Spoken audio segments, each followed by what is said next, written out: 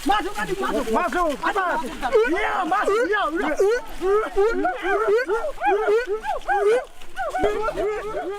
Kayu besi rawa sepanjang 17 meter ini disiapkan untuk membuat salib. Melihat panjangnya, timbul pertanyaan, siapakah yang akan disalib? Siapapun itu, pasti sesuatu yang lebih besar dari mereka. Tapi Frankie Woro, Casimilus Awe, dan warga suku Auyu di Papua Selatan ini tak akan melukai siapapun. Mereka memakai salib ini sebagai tanda perlawanan.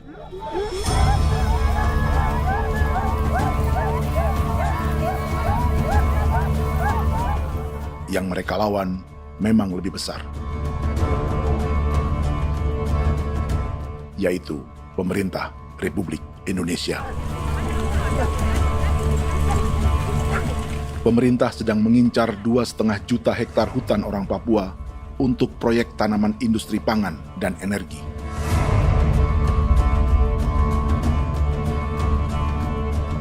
Ratusan kilometer dari salib orang-orang Auyu itu, orang Muyu sedang menyiapkan gerakannya sendiri. Tapi kali ini dalam bentuk sebuah pesta. Pesta yang disiapkan oleh marga Kimco Jinibju selama 10 tahun.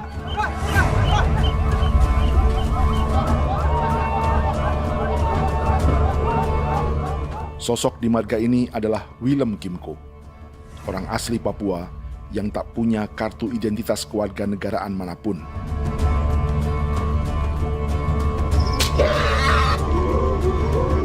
Pesta adat ini sudah cukup langka. Tak hanya di Papua, bahkan di kawasan Pasifik dan peradaban Melanesia. Awalnya bayarnya kalau pernah. Internet ada kode kerem bipnuka, dan jitana ya kati ko berem baran dipo. Kami mengambil ko kuning.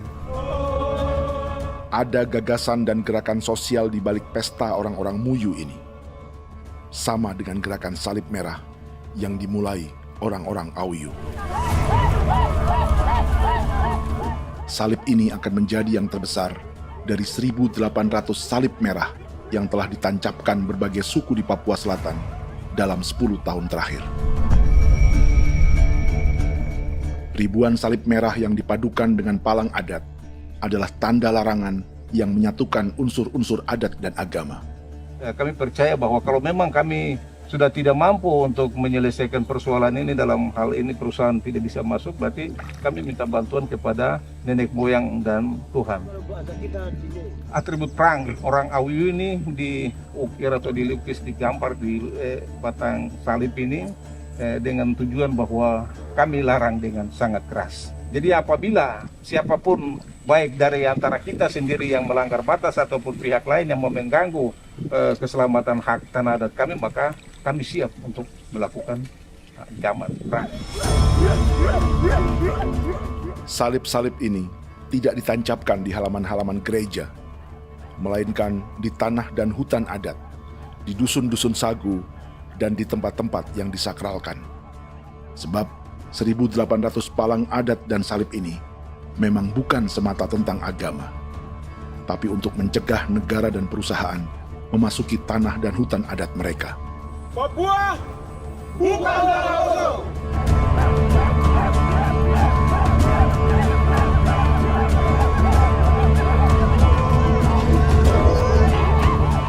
Di zaman TikTok ini, kami ingin menceritakan semua ini lewat film yang pendek.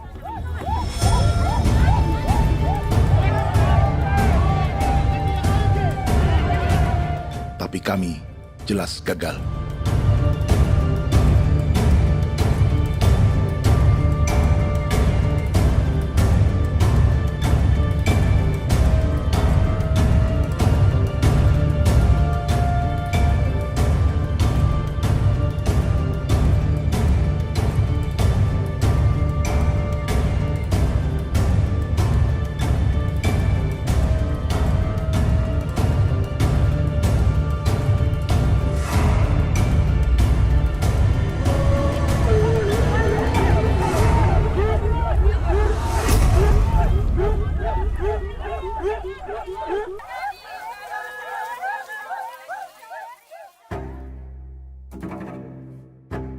Di planet ini, ada 5 pemilik hutan hujan tropis terluas yang tersisa.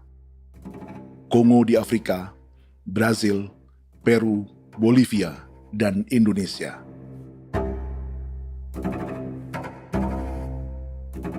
Di Indonesia, satu-satunya pulau yang hutannya masih terjaga adalah Papua, pulau terbesar kedua di dunia setelah Greenland.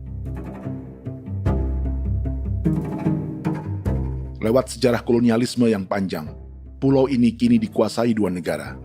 Bagian barat oleh Indonesia yang juga dikenal sebagai West Papua, dan bagian timur menjadi Papua Nugini. Dan tepat di perbatasan ini, di bagian Indonesia, sedang terjadi proyek pemusnahan hutan terbesar di dunia.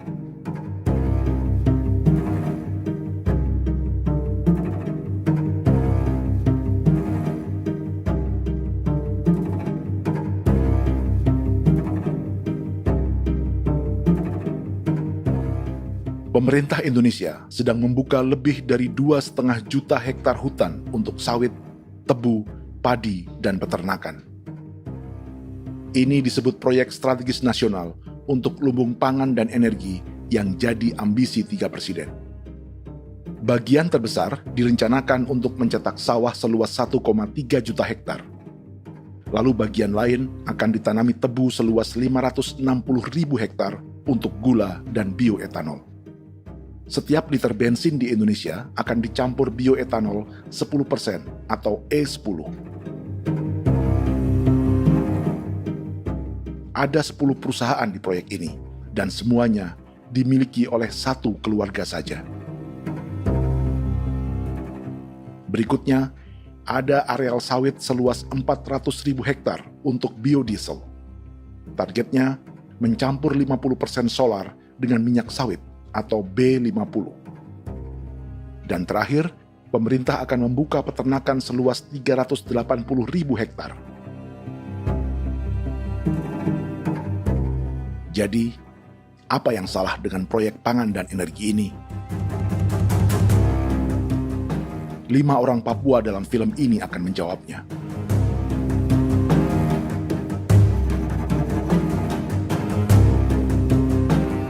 Yang pertama adalah Yasinta Moiwen dari suku Marin.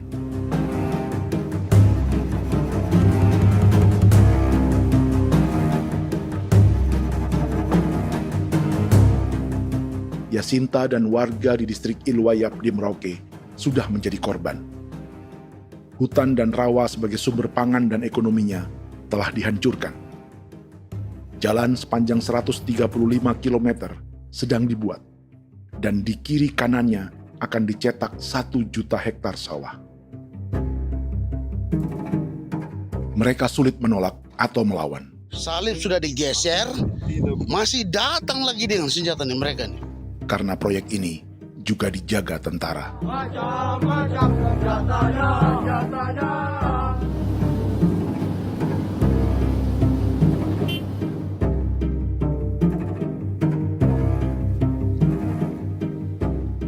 Yang kedua adalah Natalis Buer di distrik Tanah Miring, Merauke. Petani milenial ini merasa ditelantarkan. Sebab setelah hutannya diubah menjadi sawah, sebagian sawah-sawah ini tak tergarap. Orang asli Papua seperti Natalis tak punya modal untuk benih, pupuk, perawatan, hingga ongkos panen.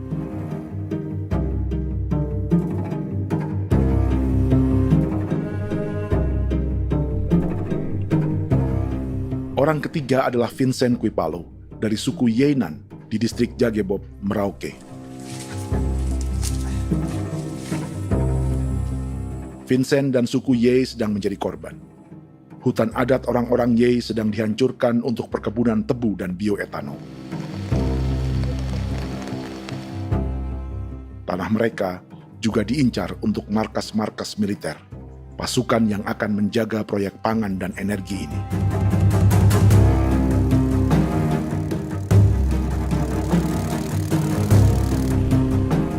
Yang keempat adalah Frankie Woro dari suku Auyu di distrik Fofi, Kabupaten Bovendigul. Hutan dan tanah mereka terancam perluasan perkebunan sawit untuk campuran biodiesel atau B50. Orang-orang dari suku Auyu ini adalah calon korban. Merekalah salah satu pelopor gerakan Palang Adat dan Salib Merah. Meski kadang berseberangan dengan gereja yang mereka anggap lebih mendukung pemerintah dan perusahaan. Mereka bahkan sedang merencanakan gerakan yang lebih besar, dengan salib yang lebih besar. Tanah milik Somu Sobisiba itu bahwa tanah ini diciptakan oleh Tuhan dan memberikan warisan kepada kami. Kami ini hanya hak jaga.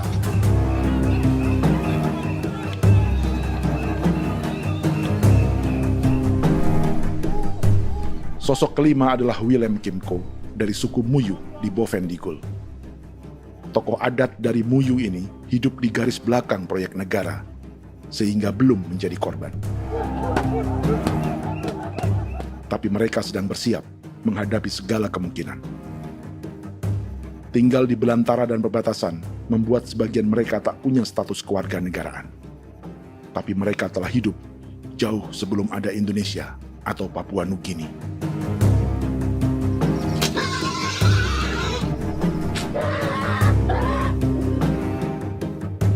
Kelimanya mewakili jutaan orang asli Papua yang sedang terancam eksistensinya. Jika kita merasa kepunahan peradaban Neanderthal di Eropa, Aztec dan Inca di Amerika, atau aborigin di Australia adalah sejarah masa lalu, film ini menceritakan bagaimana pemusnahan sebuah bangsa dan kepunahan sebuah peradaban sedang terjadi di masa hidup kita. Kepunahan bukan karena kerusakan lingkungan dan ruang hidup semata, juga karena dihantam 60 tahun operasi militer.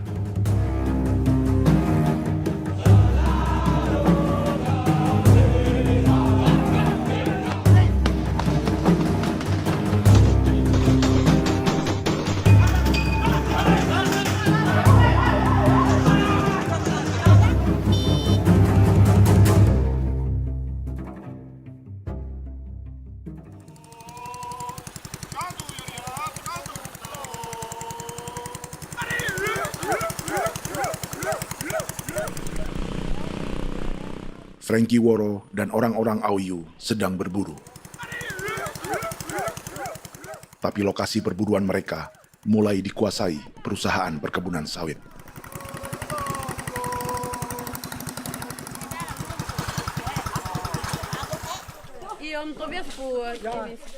Kita akan menuju arah ke Inabusu. Di sana kami akan masuk di wilayah konsesi perusahaan PT Indo Asiana Lestari, dan di situ ya ada survei-survei mereka yang mereka pernah lakukan, tapi juga kami ada lakukan tanda-tanda saksi di sana.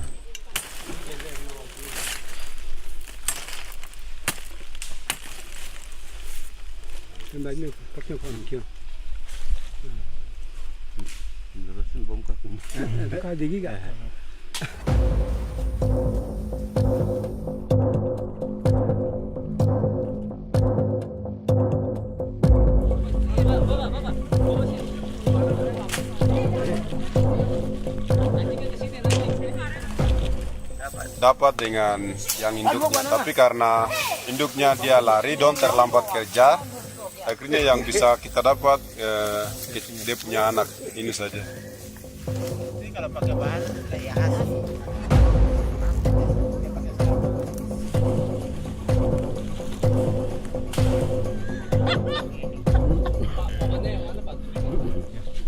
Pohon ini pohon bitanggur, dia punya kayu ini kita biasa gunakan untuk kerja perahu, dan juga kulit depu getanya itu kita pakai untuk kerja ini, panah-panah ini lem, jadikan lem ini, panah-panah. Hutan ini adalah supermarket bagi suku Auyu. Juga lumbung pangan atau bank untuk menyimpan deposito kekayaan alam. Hutan juga tempat yang penuh dengan sejarah suku, situs budaya, dan tempat-tempat sakral. Inilah yang sedang mereka pertahankan dari incaran pemerintah dan perusahaan. Untuk semua alasan ini, mereka menancapkan ribuan salib merah.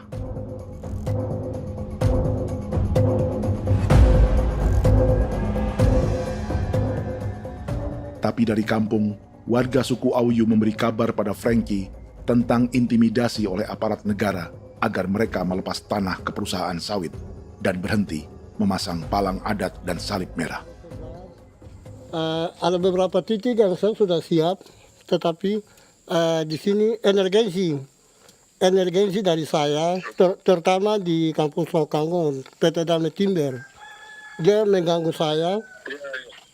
saya dengan menggunakan kekerasan maupun pihak hukum.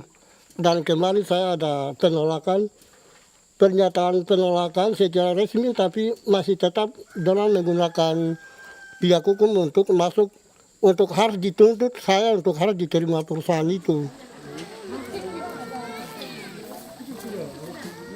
Kita di situ ada 15 marga, tetapi 15 marga juga tidak setuju. Marga-marga siapa yang terima dan marga-marga mana saja yang menolak. Nanti kita lihat dari pertimbangan itu, dan di situ dan kita undang mereka untuk bicara dengan kami. Sebagai sosok yang aktif dalam gerakan, warga Auyu terus memberi informasi lapangan kepada Frankie yang tak selalu berada di kampungnya. Izin pernyataan yang mereka paksa saya untuk tanda tangan itu, tapi sementara saya tidak tanda tangan. Data semua ada di tangan saya. Ya. Baik, kalau gitu itu lebih bagus karena tanda tangan itu yang berbahaya. Iya. Tanda tangan itu yang lebih berbahaya karena sekarang ini modern dan canggih, dan itu yang mereka biasa pakai untuk tipu muslihat. Mereka biasa pakai itu di tanda tangan itu. Betul. Dari Bambisa juga di Sofia dia masuk untuk memaksakan kami marga untuk harus menerima perusahaan itu.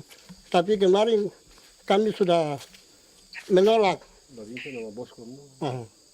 Babinsa di sini nama bosku. Itu yang sekarang strategi militer yang sekarang mereka pakai. Jadi yang penting masyarakat itu yang benar-benar mau menolak siap dukung ketua marga siapa yang nanti tampil. Ini adalah peta konsesi sawit untuk biodiesel dalam proyek strategis nasional. Dan di distrik Fofi inilah, orang-orang Auyu hidup dari sungai dan hutan. Tapi Frankie di Bovendigul masih lebih beruntung. Setidaknya dibandingkan Yasinta Moyen di Merauke yang sudah kehilangan hutan dan rawanya.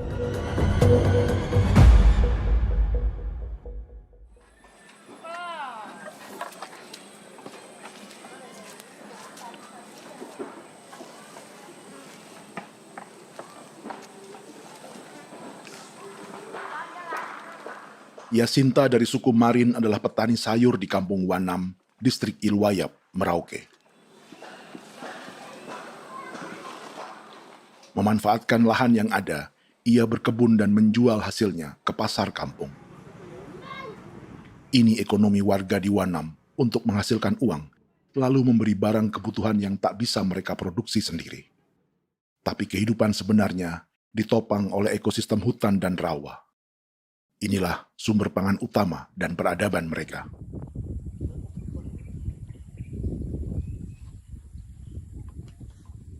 Namun ketenangan ini diusik ketika tiba-tiba pada Mei 2024, di Pelabuhan Wanam datang ratusan alat berat untuk proyek pangan dan energi pemerintah.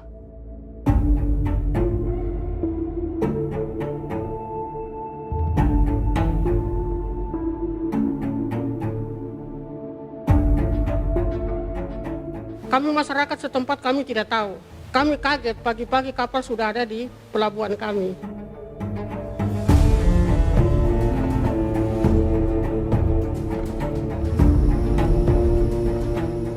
Yasinta Moywen atau Enrika Gebze dan warga lainnya tak pernah diajak bicara atau dimintai pendapat. Seakan-akan Papua adalah tanah kosong.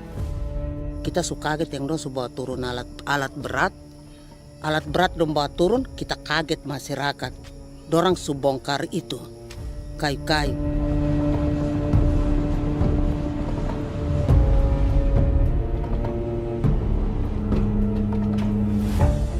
Bersamaan dengan alat-alat berat itu, juga berdatangan tentara Indonesia untuk mengawal proyek pembukaan hutan milik Jacinta.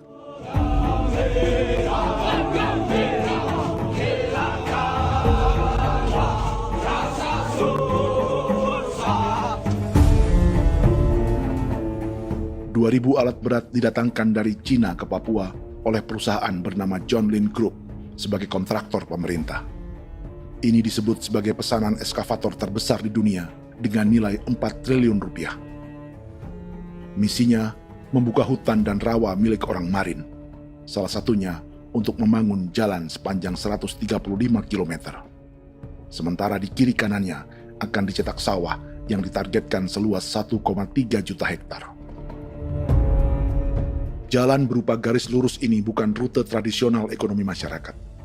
Jalan ini akan menghubungkan kawasan perkebunan sawit dan tebu di sebelah timur, juga untuk mobilisasi pasukan militer. John Lin Group adalah perusahaan yang dimiliki Andi Samsudin Arsyad atau yang dikenal dengan Haji Isam. Sebagian orang mengenalnya sebagai pengusaha yang hobi balapan mobil.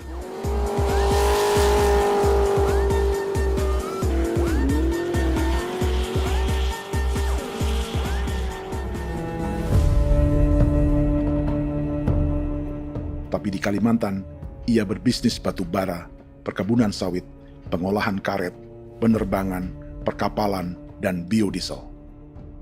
John Lin Group kini juga menjadi pemilik perkebunan tebu dan pabrik gula terbesar di Indonesia. Sayapnya melebar dari Kalimantan hingga ke Bombana, Sulawesi Tenggara. Perkebunan tebu, pabrik gula, dan industri bioetanol inilah yang juga sedang dikembangkan di Papua. Foto ini adalah momen ketika Isam bersama kerabatnya, Menteri Pertanian Amran Sulaiman dan Menteri Pertahanan Syafri Samsudin meluncurkan program biodiesel atau B50 di Kalimantan Selatan. B50 artinya setiap 1 liter solar, 50%-nya akan dicampur minyak sawit. Perusahaannya, PT John Lin Agroraya, menjadi salah satu pemainnya.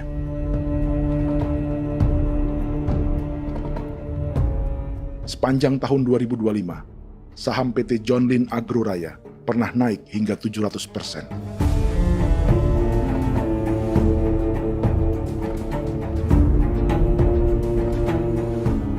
Perusahaan sawitnya yang lain, PT Pradiksi Gunatama, sahamnya bahkan pernah naik 4.000% hanya dalam 1 tahun.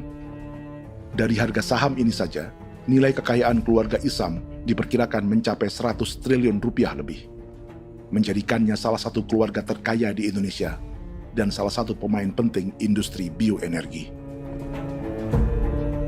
Dan di Papua Selatan inilah sebagian sawit-sawit untuk mendukung program B50 akan ditanam.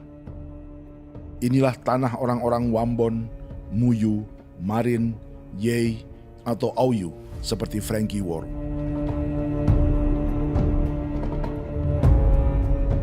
Haji Isam pernah menjadi tim kampanye nasional Presiden Joko Widodo dalam pemilu 2019 saat melawan Prabowo.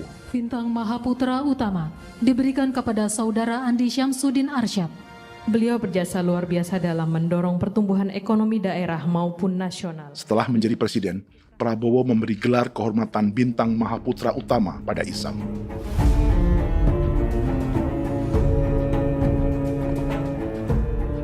Sejumlah menteri Prabowo, juga kerabat dan orang-orang yang pernah bekerja di perusahaan Isam.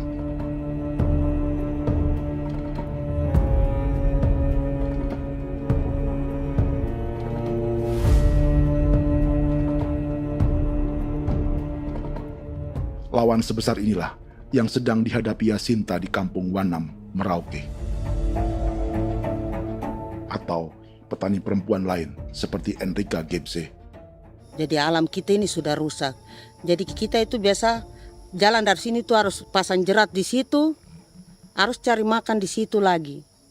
Itu tempat-tempat itu pasang-pasang jerat, tempat babi, rusa, sekarang sudah tidak ada lagi.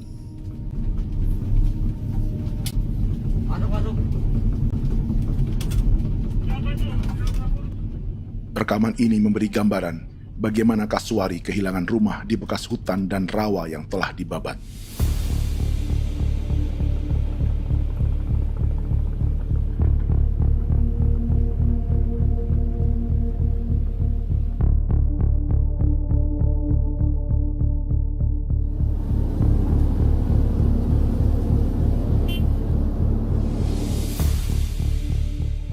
Keterlibatan tentara dalam proyek pangan dan energi di Papua memakai dalih bahwa ancaman terhadap negara kini tak hanya perang secara militer,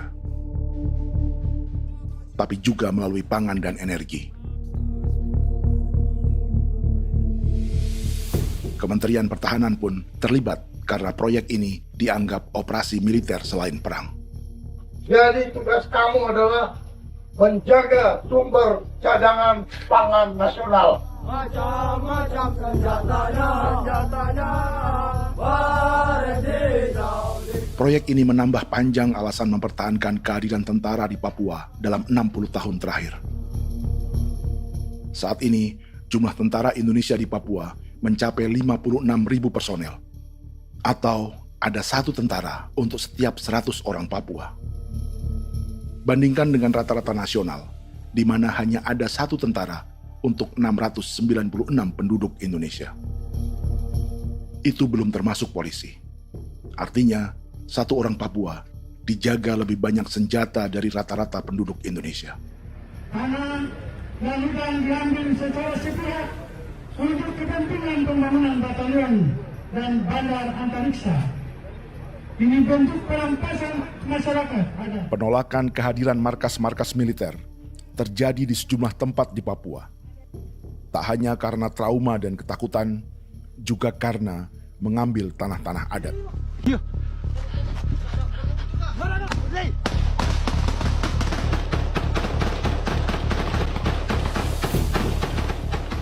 Salah satu alasan mengapa militer terus ditambah di Papua, karena masih ada perlawanan dari Organisasi Papua Merdeka atau OPM selama 50 tahun terakhir.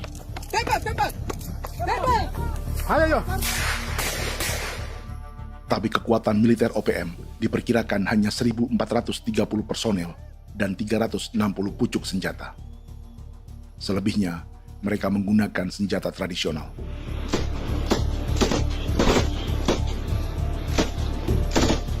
Dengan demikian, kekuatan tentara dan polisi di Papua 58 kali lebih besar dari gerilyawan Organisasi Papua Merdeka.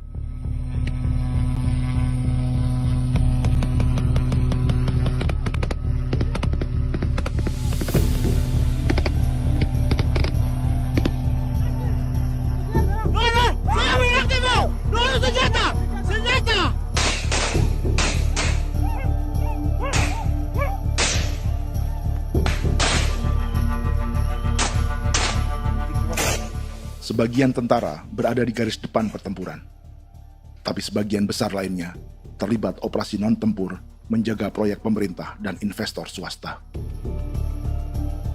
Seperti Batalion Infanteri Teritorial Pembangunan di distrik Jagebob, Merauke ini.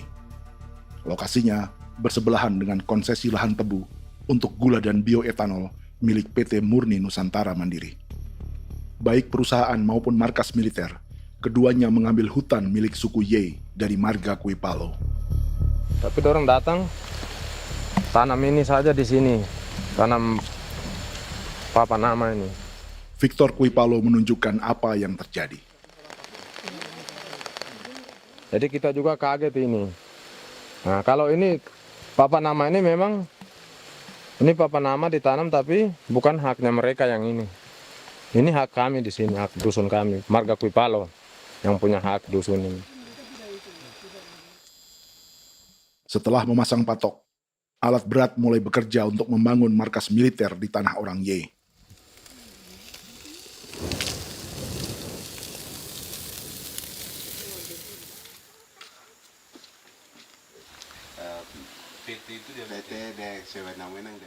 Kehadiran markas militer mengkhawatirkan warga yang pernah mengalami trauma. Takut kenapa? Kalau macam yang awal macam sekarang bu kampung hidup ini kan aman. Terus kenapa harus didirikan korem di sini? Bukankah dengan adanya Korem semakin aman ada tentara di sini? Kalau untuk kampung kayaknya tidak bisa aman kalau ada tentara, paling masyarakat dipukul itu ini. Kalau kampung hidup begini malah saya sejahtera dan saya punya masyarakat. Apa pernah ada pengalaman buruk sebelumnya dengan tentara di daerah sini? Ada yang cerita waktu pos-pos di sini tuh di 13, 12 itu zaman katanya Patimura. Memang kasihan. Malah kita punya orang ini yang dianiaya betul, dipukul. Disuruh kerja bakti tidak mau atau lama mencari, namanya kita pangkur sagu itu butuh waktu 1 minggu. Kalau lama begitu ya paling diseret apa pukul itu. Operasi militer Indonesia di Papua dimulai tahun 1962 lewat Operasi Trikora. Tapi perlawanan bersenjata pertama di Papua baru dilakukan tahun 1965 di Manokwari. Nanti tanggal 1 Mei jam 12.30 pemerintahan di Irian Barat mutlak akan jatuh di tangan.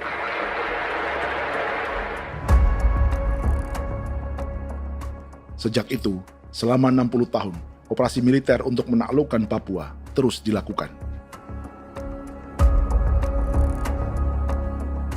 Salah satu operasi militer paling berdarah adalah Operasi Wibawa untuk memenangkan Indonesia dalam jajak pendapat tahun 1969. 643 orang tewas di Paniai. Lalu disusul 4.146 korban tewas antara tahun 1977 hingga 1978.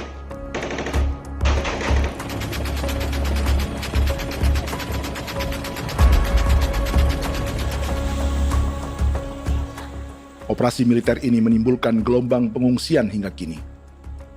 Dewan Gereja Papua mencatat 103.000 orang menjadi pengungsi pada tahun 2025 dan nyaris tak diberitakan media-media Jakarta.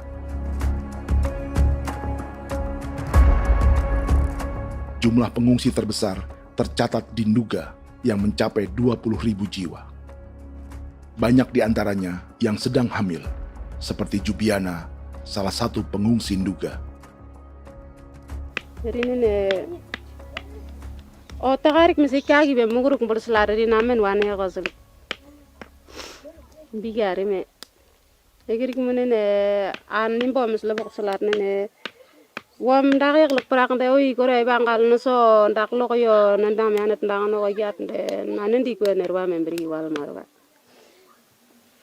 egirik mener wa tri bel no semana o ngal siya kaya ber kumbik nyak masala ore na me wo gosuluk ri namen wani go semane kuman nak wani wani ndemo golok ndak mesri namen bre golok wanak no semana ne nebe minit waru ra kana bi nindige war de mino pragit de laina bulan Maret April yana mana kantan barak na lire na bam ne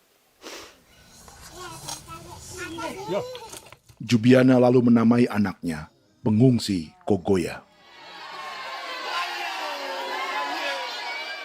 Selain Jubiana, juga ada Emma dari Maibrat yang melahirkan di hutan. Sampai di kampung gini, katanya bilang ada tentara yang bangun jembatan. Nah, capek itu juga pun masih tahan. Kembali lagi ke hutan lagi. Seperti itu sampai saya jatuh di tengah jalan. Orang sampai terbanting di kayu semuanya. Berasa sakit begitu. Melengkapnya tuh Domika Serli, pengungsi Wako. Masyarakat sipil dari kampung Aitrem sementara mengungsi karena kampungnya sementara dikuasai oleh TNI Polri. Seratusan ribu pengungsi di Papua saat ini jauh melampaui jumlah yang mengungsi ke Papua Nugini tahun 1984, yaitu 10.000 orang karena menghindari operasi militer.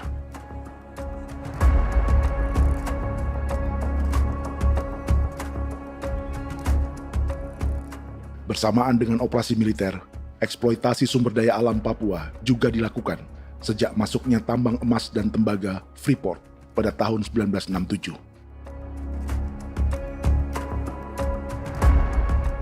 Disusul perkebunan sawit awal tahun 1980-an. Lalu ada perburuan buaya untuk diambil kulitnya. Sebelumnya, ada eksploitasi gas alam di Teluk Bintuni, pencarian besar-besaran kayu gaharu, atau pembukaan hutan tanaman industri. Ini belum termasuk perburuan dan perdagangan ikan arwana di selatan Papua, penebangan kayu merbau dari hutan-hutan Jayapura, emas di Blok Wabu Intan Jaya, bahkan nikel di pulau-pulau kecil Raja Ampat. Dan kini, dalam skala yang belum pernah terjadi dalam sejarah, Papua dipaksa mencetak sawah, tebu untuk bioetanol, dan sawit untuk biodiesel.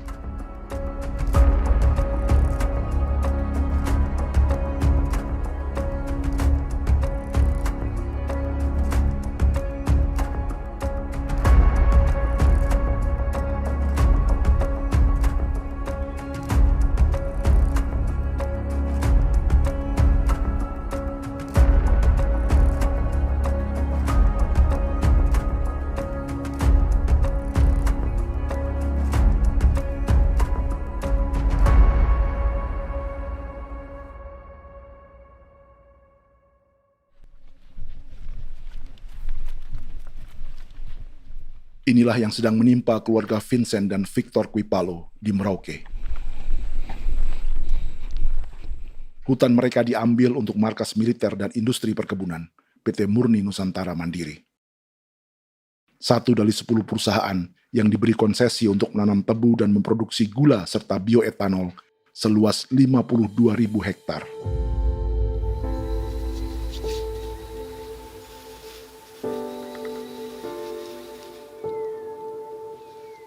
Perusahaan ini dianggap mengambil hutan dan tanah orang-orang Ye, terutama marga Kuipalo, yang memiliki hak adat terhadap 2.300 hektar hutan.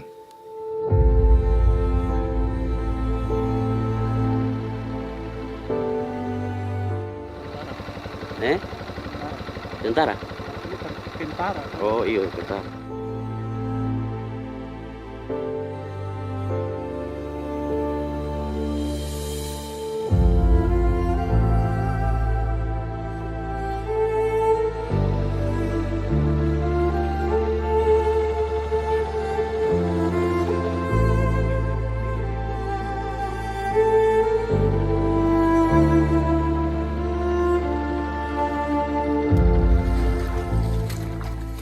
Keluarga Kuipalo sedang melihat apakah perusahaan semakin mengancam tanah mereka. Dan kekhawatiran itu terbukti. Iya, makanya tadi saya bilang ini dari sini saja dekat ini sudah masuk di dalam ujung lapang ini. Ini hutan, yang ini hutan yang orang ada bongkar sekarang ini.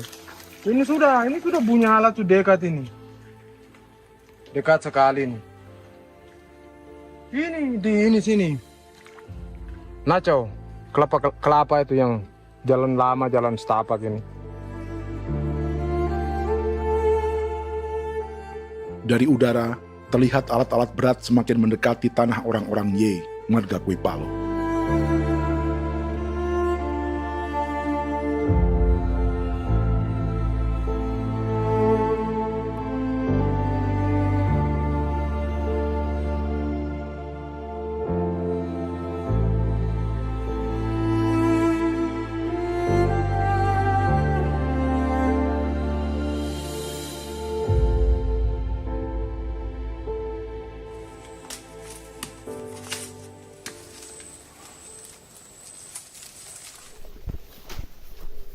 Keesokan harinya, Victor dan kerabatnya memberi tanda cat merah di pohon-pohon yang berada di batas tanah mereka.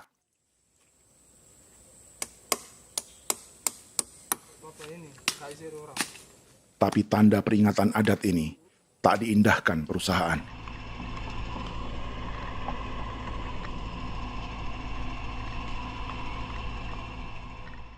Dua bulan kemudian, perusahaan tetap memasuki tanah marga Kuipalo.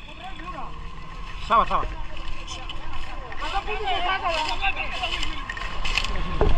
manusia, kau lihat. Tapi tidak sudah sakit hati sekali saya katakan tadi. Ini sama baik kalau tak pikiran berubah lagi ada. Kami juga punya tangan, hanya beda rambut. Mister itu juga. Woi, buka. Tidak.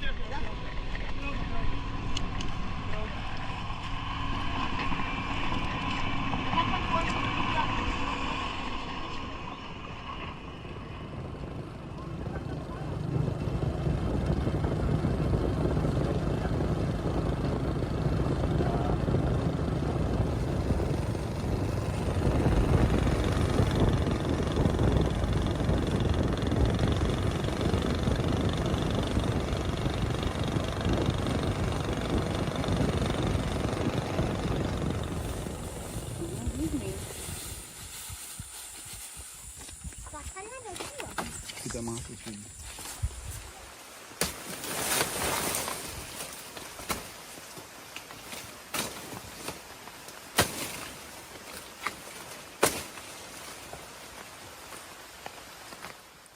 Jadi ya untuk itu seperti saya katakan tadi, apakah lebih baik kita tidak usah ada kah atau bagaimana, kita pisahkan,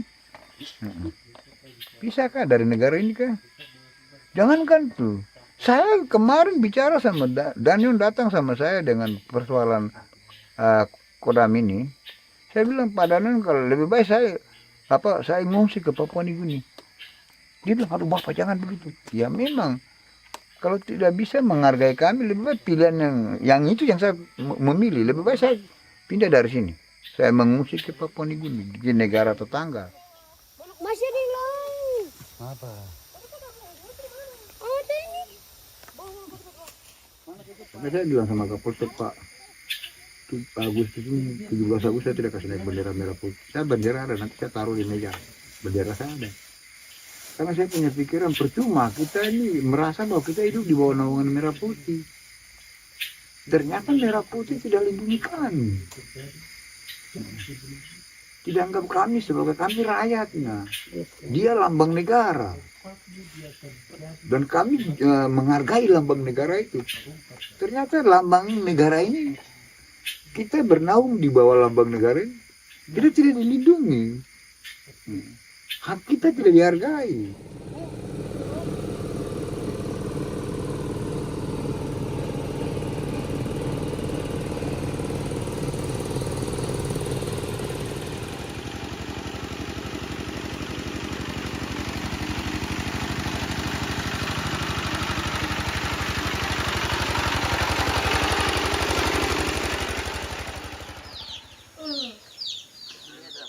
Marga Kuipalo dari suku Ye terus mendapat teror dan intimidasi agar melepas tanah mereka yang hanya dihargai Rp300.000 per hektar.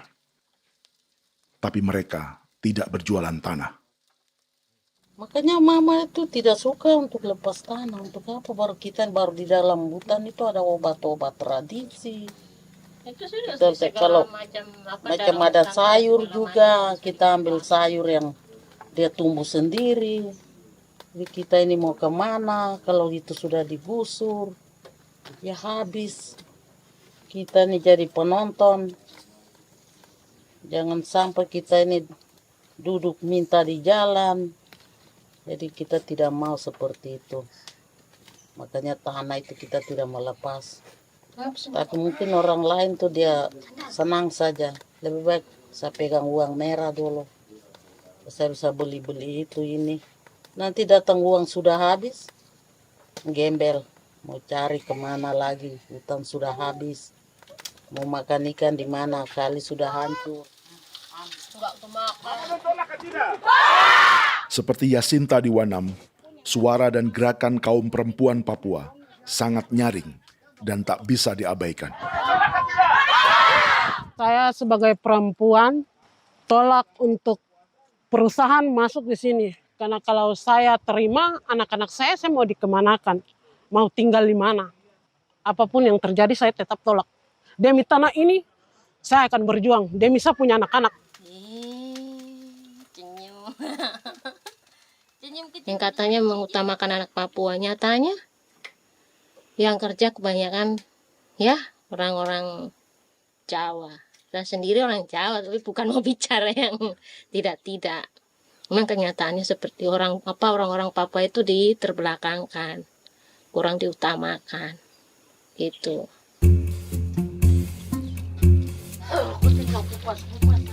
Proyek food estate seperti mencetak sawah, bukannya tak diikuti warga Papua.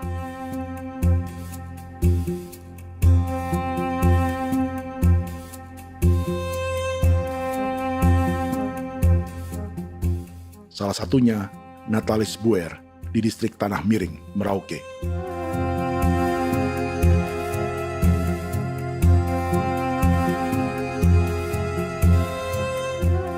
Setelah menghabisi hutan, pemerintah Indonesia mencetak sawah untuk tanaman padi karena beras mulai menjadi makanan pokok menggantikan sagu.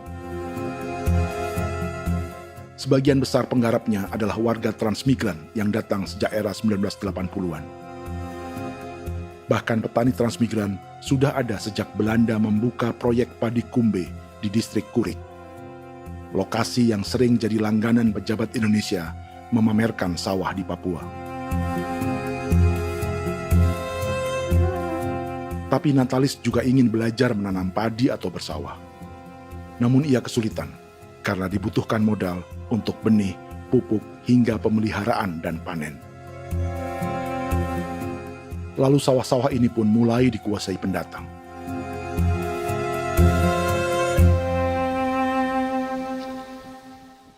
Tapi sejauh ini di kampung kami ini yang saya lihat memang ada kelompok kami punya di sini yang sudah tergabung dalam Gapoktan, kemudian masuk dalam optimalisasi lahan.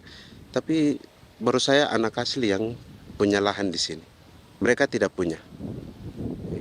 Pemerintah dalam hal ini adalah Kementerian Pertanian bersama-sama Kementerian Pertahanan yang dalam hal ini pada garis di bawahnya adalah TNI Angkatan Darat, memberikan support yang maksimal kepada masyarakat khususnya di Merauke dalam rangka. Saya kemarin habis 9 juta. 9 juta ya? Iya, 9 juta karena dia sudah tidak dipakai toh. Ya. Perempuan Papua seperti Filomena juga mau bertani. Pemerintah memberi bantuan Rp900.000 per hektar lewat program optimalisasi lahan atau OPLAH. Tapi dibanding biaya produksi dan harga jual gabah, Filomena mengaku berkali-kali rugi dan kini memutuskan tak lagi menggarap sawahnya. Terus kita harus cari uang untuk kombe. Betul. Karung kita beli. Karung beri sendiri lagi. Tenda kita beli. Ini dari yang offline ini don tidak siapkan. Tidak ada. Tidak ada ya, jadi mama don sendiri. Itu yang saya udah bilang, 900.000. Itu modal untuk kerja sawah ini. Mulai dari kerja sampai nanti panen. Panen. Wih, ngeri sekali. Iya, lucu toh? Tidak dapat itu. Betul, Mam. Kalau disuruh tanam ubi berhektar-hektar, mari datang. Kita tahu cara rawatnya bagaimana, iya. Tanamnya bagaimana, tanam model bagaimana supaya hasilnya model begitu. Kita tahu. Kalau yang ini kan kita baru belajar. Sebagian hutan milik warga Senayu di Merauke sudah dibuka untuk sawah dan kebun tebu oleh PT Global Papua Abadi. Proyek pertanian ini dikerjakan oleh Kodim Merauke. Mereka melepas sebagian tanah karena ingin belajar bertani. Saya punya nenek moyang tidak ajar saya tanam padi. Tapi saya mau berubah. Generasi saya yang berikut ini besok lusa tidak bisa makan pisang, sagu. Namun program optimalisasi lahan yang dijanjikan dengan berbagai bantuan tak dirasakan Filomena. Obat rumput beli, obat padi beli, jonder kita bayar, bahkan bibit masih kurang, cari bibit lagi beli. Jadi saya memang kalau program pemerintah saya sama sekali saya tidak suka. Baku tipu saya.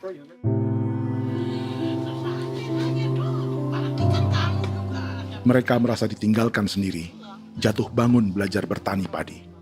Sementara sumber pangan dan air yang semula mudah didapat, kini telah berganti sawah dan kebun tebu. Dulu kita masih bisa jalan, nanti masak di kali, pakai air kali. Minum pakai air kali. Sekarang, kok mau masak? Tidak ada air. Air sudah susu, mau minum tidak bisa. Sudah dengan obat. Drone semprot tebu itu saja drone. Drone yang semprot. Saya lihat di itu.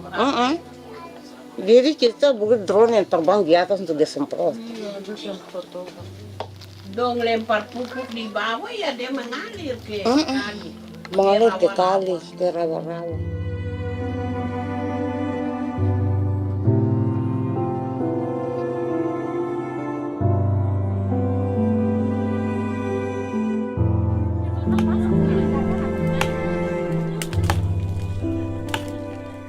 Seperti pertanian sawah bagi orang Bali atau Toraja, Bagi orang Auyu dan suku-suku lainnya di Papua Selatan, sagu juga bukan semata tentang pangan.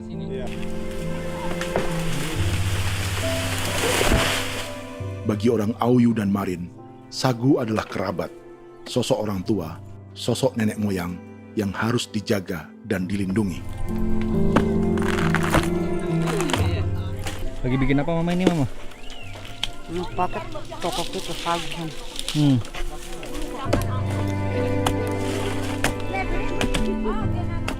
Kami diingatkan oleh leluhur, sagu itu tidak boleh digusur dan tidak boleh diganggu dengan cara apapun, dan di dalam rangka kepentingan apapun tidak boleh. Kamu harus bela, bahkan sampai nyawa pun harus menjadi taruhan demi membela keselamatan keberadaan sagu di atas tanah ini.